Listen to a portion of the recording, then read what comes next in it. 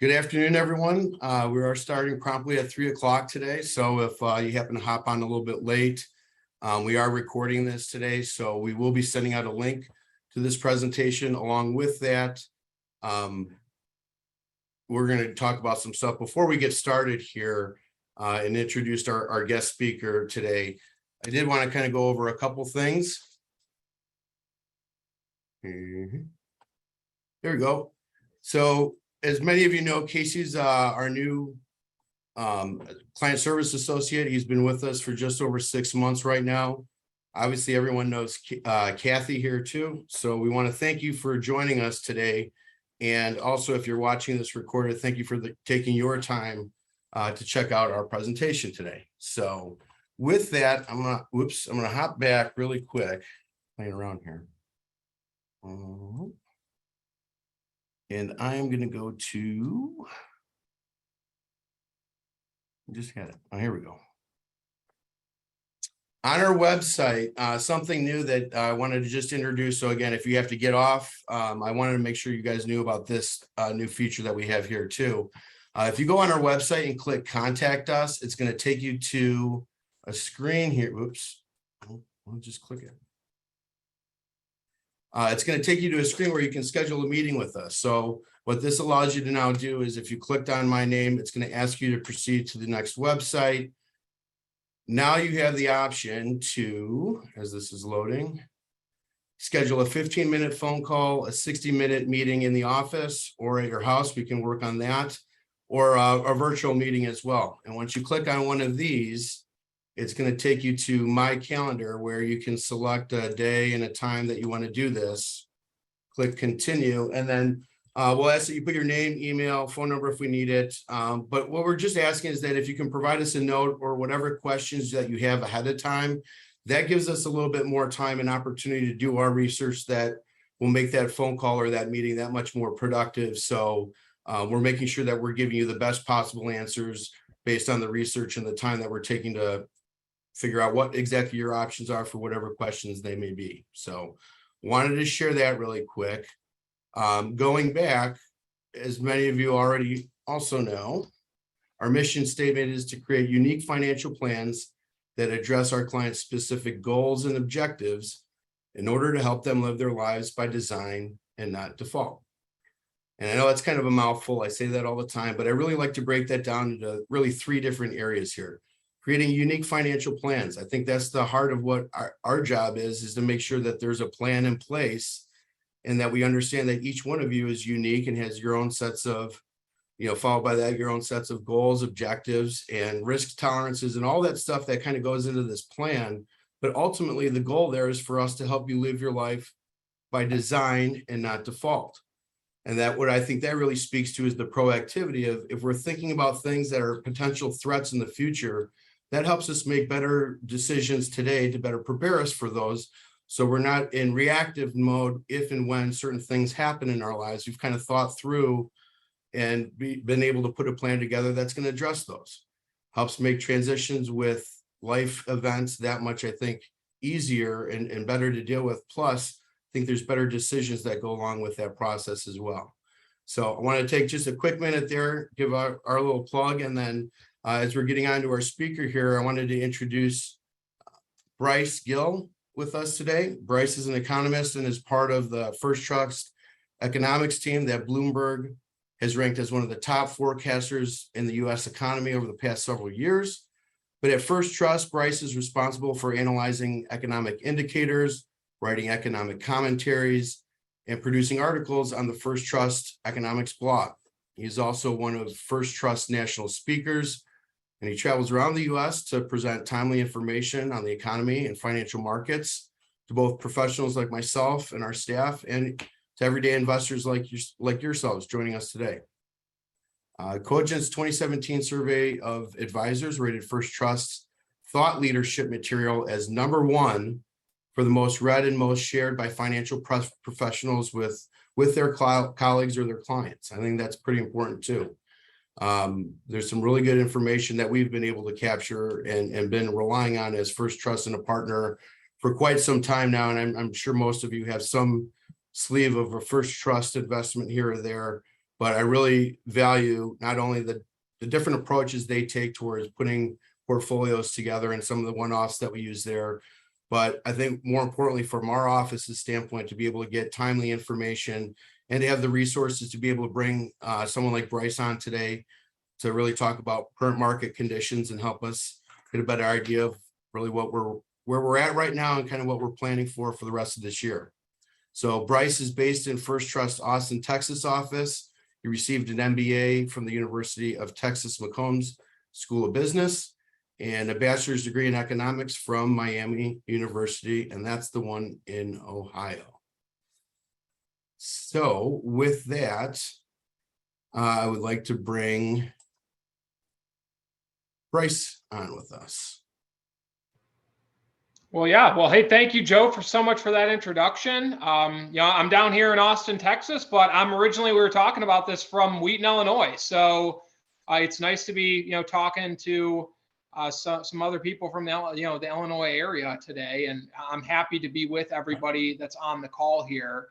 And obviously 2022 has been kind of a roller coaster ride, right? And most people were kind of expecting some bumps along the way as we started normalizing monetary policy, right? We're raising interest rates after they've been stuck at 0% for this whole pandemic period. And that always causes some turmoil in the markets. But what a lot of people didn't expect, and I'm proud to say that, First Trust, we were kind of sounding the alarm on this pretty early on during the pandemic, is that inflation's at a 40-year high. And this has complicated the entire issue. And so, hey, we saw interest rates surge much more rapidly than a lot of people expected this year. This had big implications for people's investments. And we had a bear market in stocks in the S&P 500 and the NASDAQ. And on top of that, bonds weren't a safe haven either. Bonds had their worst start to a year in U.S. history in 2022. And so while a lot of that's kind of rear view mirror, the good news is it looks like we started to get a little bit of a bounce here in the markets. We started to get some better inflation data. And so that's some of the major stuff I want to talk about with everybody today is just what's going on with the markets, what to expect with inflation. Are we in a recession or not? And then at the end, we'll definitely have time for some questions. So if I gloss over something that's been top of mind for you, it doesn't even have to be part of this presentation. If you have some kind of economic question that's been on your mind, I'm happy to take a crack at answering that at the end of the presentation here. So with that, Joe, are you going to go ahead and click through those slides for me?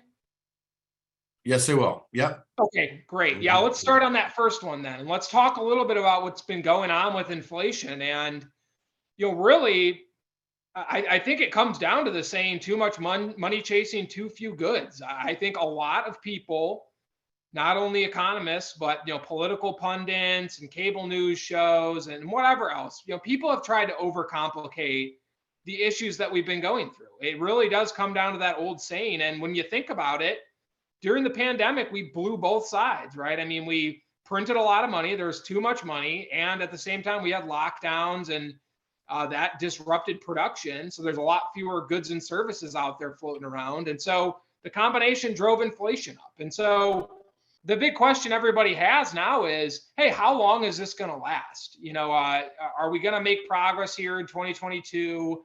When are we going to get back to, 2% inflation, right? That's what kind of the status quo was pre-pandemic. And so the way I kind of put it to people is, short term, I'm kind of an optimist on inflation. I think we are going to continue to make progress here in 2022.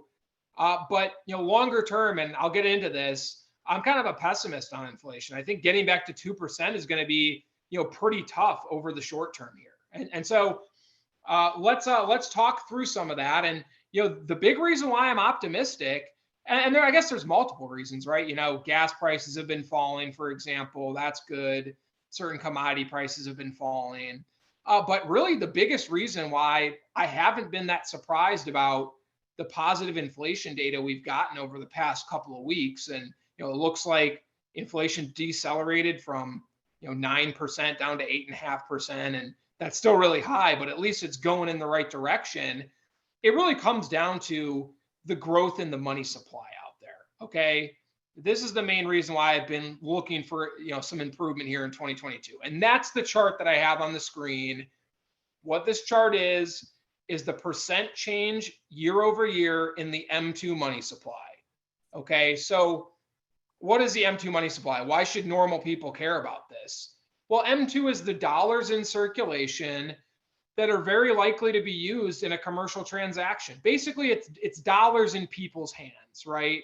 So I don't care so much about if the Federal Reserve prints $1 trillion and buries it in the ground, because hey, it can't really affect prices, right? But if all of a sudden they print a lot of money and we use that money to send checks to everybody, like we did during the pandemic, that's when you need to start worrying about inflation. And this chart has been a great predictor of what we've been going through. And so you can see early on in 2020, the growth rate in the money supply basically jumps off this chart.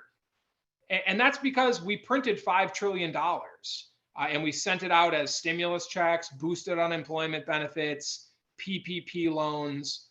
Pre-pandemic until today, there's about 40% more dollars in circulation. So that's a lot more dollars in people's hands, okay? And obviously people have been spending that money, right? And that's been a big tailwind for inflation. And so I mentioned that this chart's kind of encouraging, and the reason why is, well, if you look at the growth rate in the money supply, it's rapidly fallen back to basically what's normal. And I just kind of say, hey, the normal is the 60-year average. It's 5-6% a year. That's what we should kind of expect. And so, the tailwind to inflation from just more and more dollars getting printed and put into the economy, that's coming to an end because we're not sending stimulus checks out anymore. The Fed is raising interest rates. Monetary policy is becoming tighter. And so, this is good news. It means that it's not just all talk from Washington, D.C. There's a lot of things that they do that is all talk. At least with regards to the money supply and the inflation problem, the Federal Reserve is actually slowing down the pace of the money supply growth. And I think that's good news. So expect further progress on inflation here in 2022. But really, I think it's important to be realistic about it. We are not going to get back to 2% inflation this year. Probably not even next year, maybe not even the year after that. And I'll talk about the reasons why, but hey, I think we get back to 6-7% inflation by the end of this year. And that represents progress. And that's a big deal because, hey, that's what the market wants to see, right? And so that's led to interest rates starting to fall a little bit. It's led to less kind of hawkish talk from the Federal Reserve, less, plans for further interest rate hikes. And so, that's good for your portfolios because really when it comes down to it, when we talk about financial assets, there's two big variables, okay, at least in my opinion. One is interest rates and the other is profits. And so I'll talk about both here today, but interest rates, inflation, starting to make some good progress and go in the right direction at least, which is something we haven't been able to say for the past couple of years. So with that, Joe, let's go to the next slide here.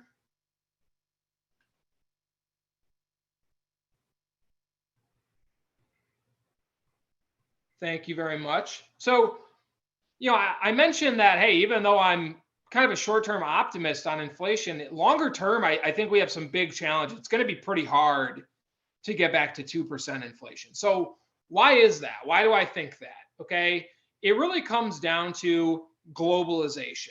Okay, this is the big worry I have with inflation. I think this is going to be the biggest source of problems up from the inflation perspective going forward. And so to kind of illustrate this, what I've got on the screen is I've added up imports and exports in the United States. I've adjusted those numbers for inflation. So the way to think about this line on the screen is this is the actual number of goods crossing the US border. Or really a better way to think about it is this is just globalization in one line, okay? And so there's definitely downsides to globalization. I would not make the argument that it's all positives, right? Especially after the past 2 years. We know there's downsides to globalization, right? It started out you couldn't buy toilet paper. Now it's baby formula, or it's endless, right? Products are missing from the shelves. And so, while there are downsides to globalization, hey, what's the upside to globalization? It makes things cheap, right? That is really the big positive from globalization. And the reason why is, hey, you get to take advantage of less expensive labor and materials abroad. Companies all over the world compete with each other, mostly on price.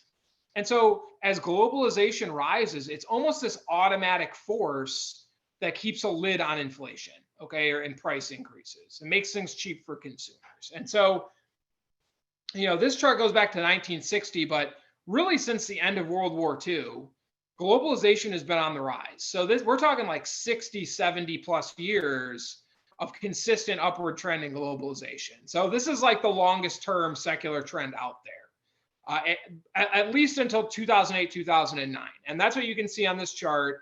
We hit a plateau. Globalization's been kind of flatlined ever since. And when we think about the past couple of years, I think it's pretty likely we're going to see this decline to some extent. Now, it's not going to go to like 1960 levels, but it's very likely to decline to some degree. Okay, so why is that? Well, one is, since Donald Trump got elected, the consensus in Washington, D.C. towards free trade has been kind of flipped on its head, right? We started the trade war, we raised tariffs. This is not really even a partisan thing. The Democrats are in now. They've kept all those tariffs in place. The trade war is still ongoing. And the United States has historically been kind of the champion of free trade. So now there's nobody really in the driver's seat pushing this anymore. Then you get the COVID pandemic. Okay, outside of a world war, it's kind of the best comparison I could think of. There hasn't been an event like this that's changed how businesses think about their supply chains in a really, really long time. Okay, and everybody's heard about supply chains. I mean, that's been kind of the big scapegoat for inflation, but supply chains are a huge issue right now because, hey, the status quo has been make it abroad for less money, boost your profit margins, import it. And that system works pretty well as long as you can reliably load a ship on one side of the planet and offload it on the other side of the planet, right? And when we think about how many different factories and suppliers are incorporated in one consumer product, like an iPhone or a Ford F-150, for example, well, all of a sudden you introduce lockdowns into this, COVID public health measures. And if even one factory in the supply chain shuts down due to public health reasons, well, all of a sudden the entire supply chain gets disrupted, right? So a classic example is Ford makes a bunch of F-150 trucks and they can't get the semiconductors from Taiwan to put inside of them. So you've got completed trucks, sans one microchip just kind of sitting on the lot, right? And the same thing's happening with pretty much every type of consumer product. And so really what we're seeing now is a lot of companies talking about, hey, let's reshore manufacturing, let's bring some of this stuff home. Instead of focusing only on efficiency in supply chains and making things the cheapest way possible, let's make sure we have some redundancy and some resiliency in those supply chains. And so I think strategically, this is all a good thing, right? 10 years from now, we'll probably be talking about reshoring all this manufacturing to the US as a good thing. The problem is it's going to have a lot of bumps along the way, right? And to the extent that globalization rising and efficient supply chains has made things cheap and kept a lid on inflation, if globalization goes into decline from this, well, hey, we're going to get a lot more industrial capacity and reshore a lot of factories and things like that to the United States. So that's all good, but there's going to be a price to pay for it, right? And so that's really the big worry. It comes down to globalization and these global supply chains. How do we rebuild the global trading system? And I think that alone is going to keep inflation above 2% for the foreseeable future. I mean, we've been saying internally just 4 or 5 years of 4 or 5% inflation. That's kind of the reality that we're facing. And so, this is obviously is just not a problem you can solve in 6 months or so, right? It takes a long time to build up new factories and figure all this stuff out. Expect some progress here in 2022, but getting back to pre-pandemic levels of inflation, gonna be tough to do. And by the way, we talk a lot about the Federal Reserve, right? I mean, that's kind of the main thing that gets brought up, I guess, with regards to inflation. And I want to talk about Paul Volcker here at the end, because I think a lot of people were alive during Paul Volcker's tenure at the Fed. But when we think about the Federal Reserve, they can't fix global supply chains or Chinese COVID lockdowns or the war in Ukraine, right? And so this is all stuff that really needs to get solved by the U.S. private sector, by businesses investing and reshoring some of this stuff. And so Don't look to the Federal Reserve to bail us out of this one. So Joe, with that one, I think we're ready for the next slide here. All right, thank you, sir. So, guys, recently there's been this huge debate about whether or not the United States is in a recession. Okay, and this all has come about because we've had 2 consecutive quarters of negative GDP. Okay, so that's, I think, for like 90% of people, maybe even more than that. That's kind of the rule of thumb definition for a recession. And so, add on top of that, it's a midterm election year, right? So this is, the whole recession and negative GDP has kind of become a political football. And by the way, I'm fine calling this a recession, but the main thing I want to show you guys is just point out how weird of a recession it is, okay? Really just how weird the entire COVID period in general has been. And so to do that, what I have on the screen here is US personal income in blue. Okay, so wages and salaries, dividend income, if you own a rental property, your rental income's in there. It's all aggregated in that blue line for the entire United States. And then I've just created a long-term trend line in orange there. So that's just there for a basis of comparison. It's just basically, hey, what if we grew at the 40-year average? There's no bumps in the road or anything like that. Where would we be at? Okay, and so if we look at 2008, 2009, what we see is what happens during a normal recession in US history, and really a recession in any country in history, right? And that is millions of people lose their jobs. When people lose their jobs, personal income falls, okay? And when people don't have personal income, they're obviously not going out and spending money.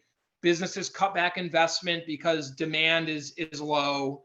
This creates a downward spiral that we kind of associate with a recession, okay? And so, by the way, it took us 10 years to get back above that long-term trend line after the 08-09 recession. So this is why, by the way, that recession felt terrible to everybody. The recovery was really slow. It was the slowest since the Great Depression.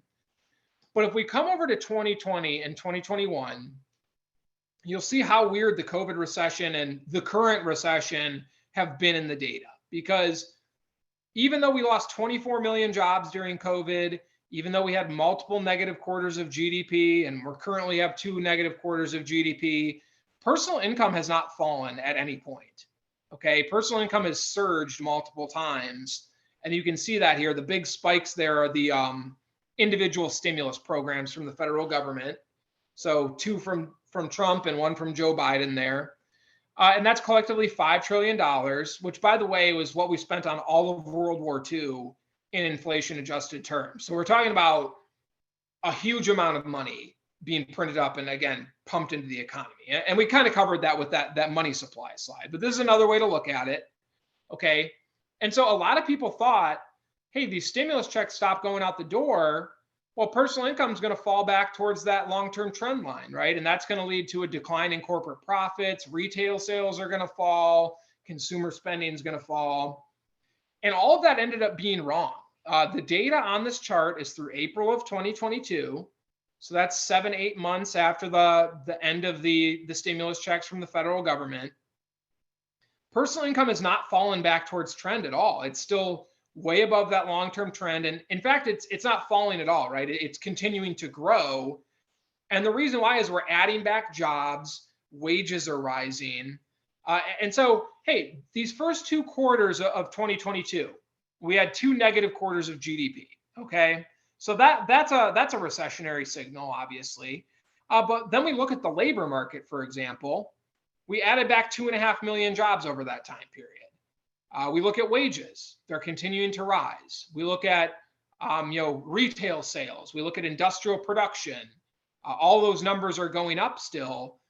And really, I think the biggest one as investors is what's been going on with corporate profits. I mentioned corporate profits and interest rates are really the 2 big variables when it comes to financial assets.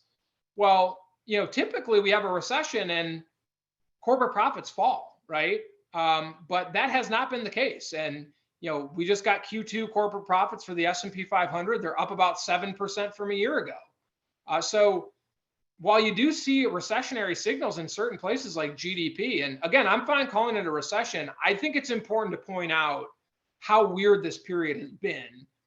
And in a lot of ways, I don't think that's that surprising, right? Because we call the COVID pandemic a recession, but really it's not. A recession is when we overinvest in one sector or another, and the demand isn't there, and we've got to liquidate all these investments and reassign people and machinery to newer and better tasks, and that takes time, right? Pre-pandemic, that wasn't the problem. We didn't really have a recession. The economy was in good shape pre-COVID. We had a suppression, right? We suppressed economic activity for public health reasons. And so now we were kind of flicking the light switch back on. It's not that surprising to me that the recovery from COVID is looking so weird as well. And so as investors, really what we care about is not recession. It's that earnings fall. And that those two things are typically go hand in hand. But at least so far, that hasn't been the case in 2022. So, hey, we've got interest rates declining, and at the same time, we've got corporate profits continuing to rise. That's why it's not so surprising to me that we've had a nice little bounce in the stock market. I think we're up something like 16, 17% from the bottom there.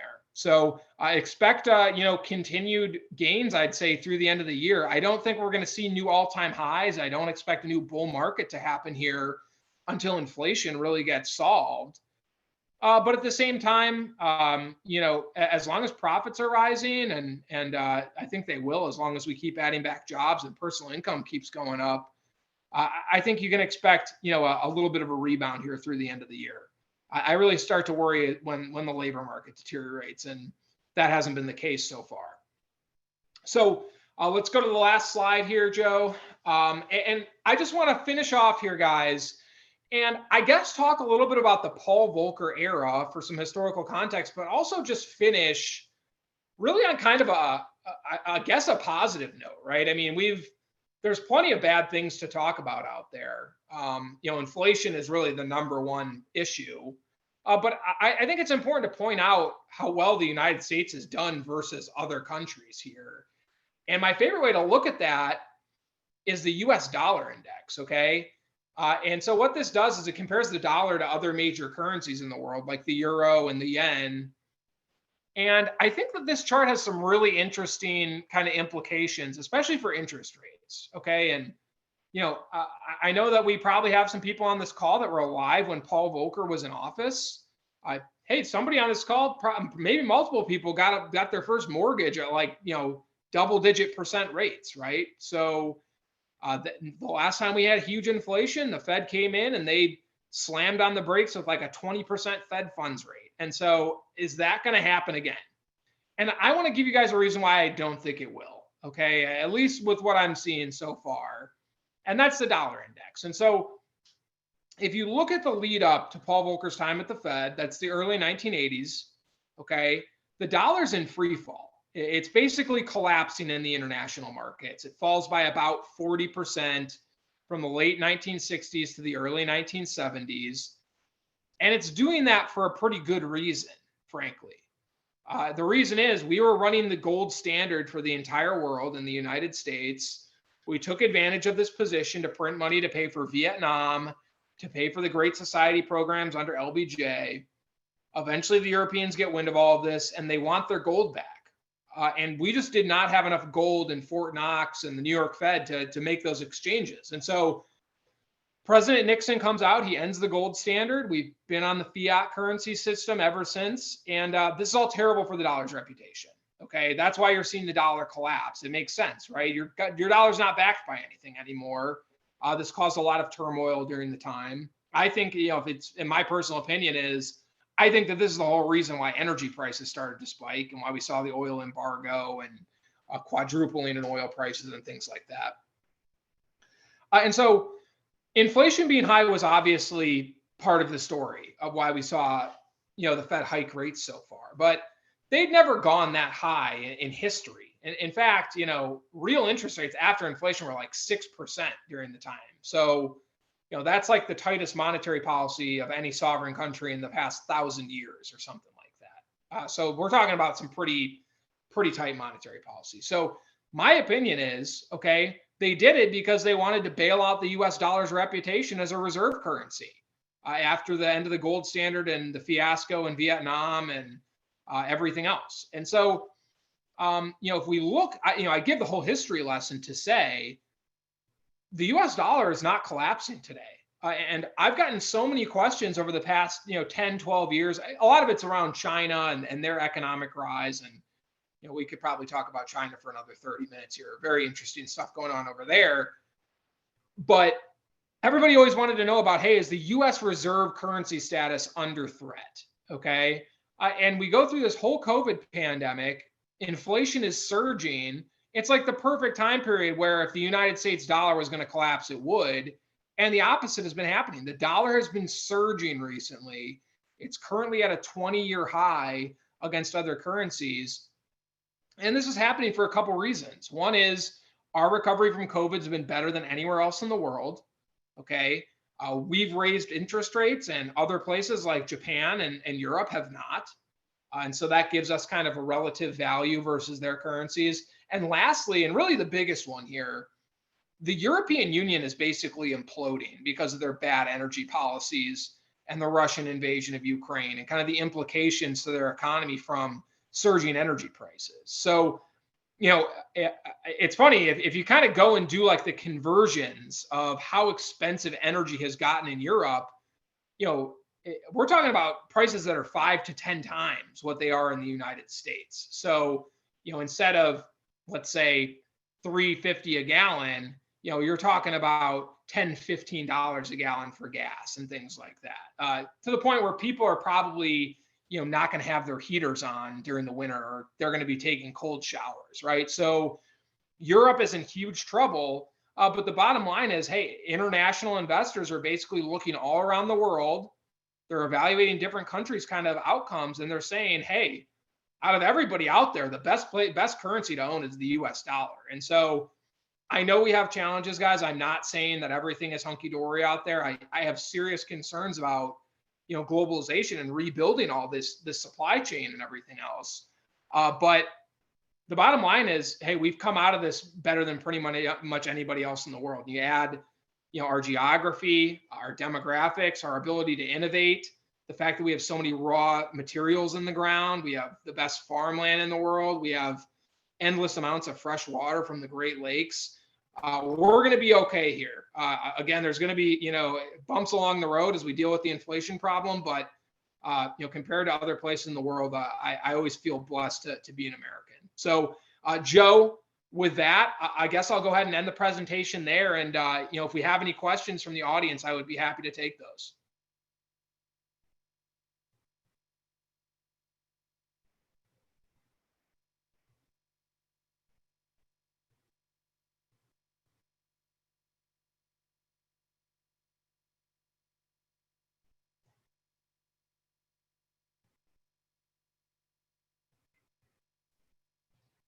Let me unmute here. Gotcha.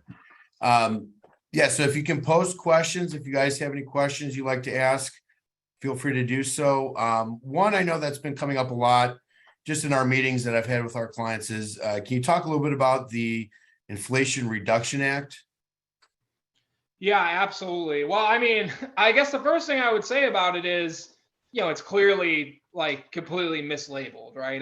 A bunch of government spending kind of got us into this position. A bunch of new government spending is probably not going to get us out of it. And when you really dig into the details of the Inflation Reduction Act, even like the Congressional Budget Office says it's not going to lower inflation until 2025. Well, inflation was already going to be lower in 2025, right? So they kind of play games with all this stuff. But let's talk about the big parts of this bill. The major spending component is a lot of money for green energy, right? So about $700 billion there. And how are they offsetting that? Well, they're offsetting it in one way by raising the amount of IRS agents that are out there. So you guys have probably heard like the 87,000 IRS agents number. And so really, they're saying this raises revenue, but first they have to spend the money to hire everybody and upgrade the systems and everything else. And it's a huge open question how much money they're actually going to get, going after small business owners with audits and things like that. So that's kind of a big question mark. The other is a minimum tax on corporations. Okay. And this is the one that kind of frustrates me, because the reason some corporations don't pay taxes in a given year is because they have offsetting expenses, usually from investment. Okay. So the classic example is like Amazon goes out, they buy a bunch of delivery trucks, they buy a bunch of new warehouses and machinery and stuff. And because they spent so much money on capital expenditure, they get to write off their taxes for the year. Well, the big problem right now that we have is we need massive amounts of new investment from the corporate sector, like I was talking about with the globalization part. So it seems like this is counterproductive to me. Now, I will say, okay, the reason why a lot of people went along with the Inflation Reduction Act was because Joe Manchin went around and solicited a bunch of, I guess you would call them promises, but verbal agreements that people would support permitting reform. So expediting permitting for big infrastructure projects like pipelines and mines and things like that, which is obviously something we need, and expediting all of the environmental review process stuff. So that's the reason why it takes 10 plus years to even break ground on projects in America, is environmental review, which needs to be reformed. So if we get that permitting reform, I think that could actually be the Inflation Reduction Act. But as far as what's been passed so far, I don't expect a lot of help on the inflation front from that.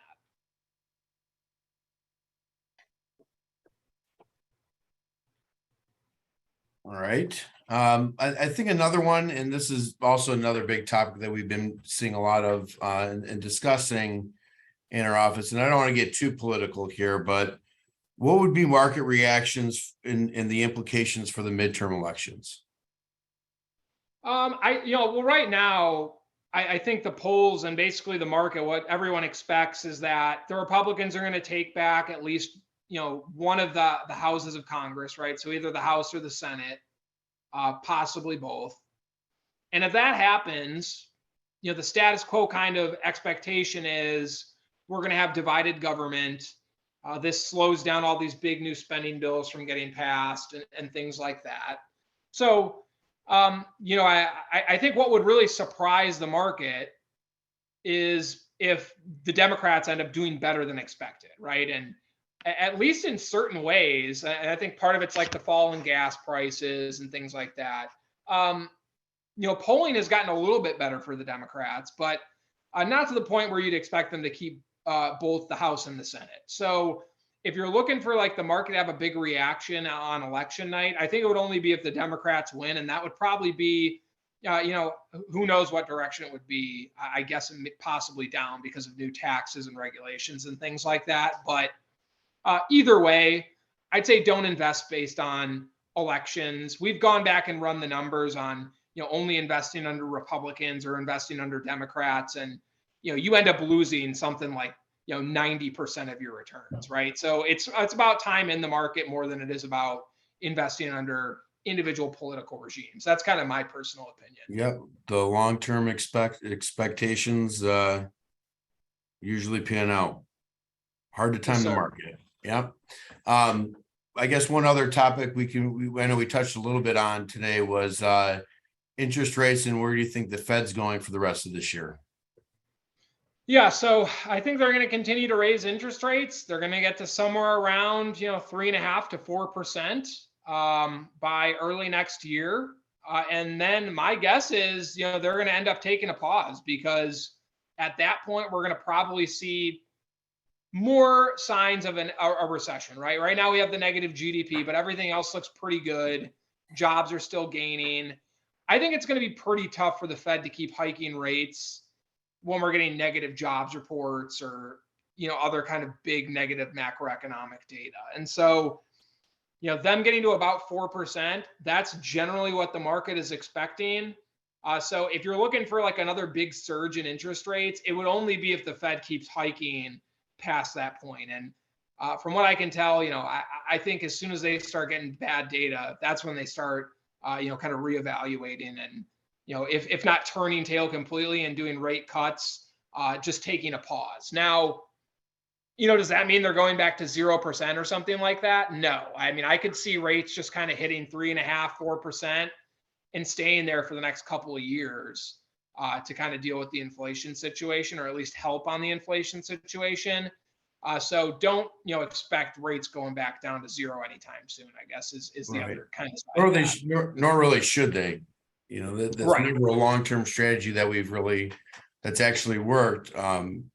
Japan I know they've committed to pretty much a zero interest rate policy for the longest time, and there's no growth, Yep. growth opportunity there. So, all right. Well, hey, Bryce, I want to thank you very much for joining us today. I don't see any other questions that have popped up here, but I do want to just take a quick second here and thank you all for joining us today. Those that have been able to make it, and for those that took the time to check this out afterwards, thank you very much.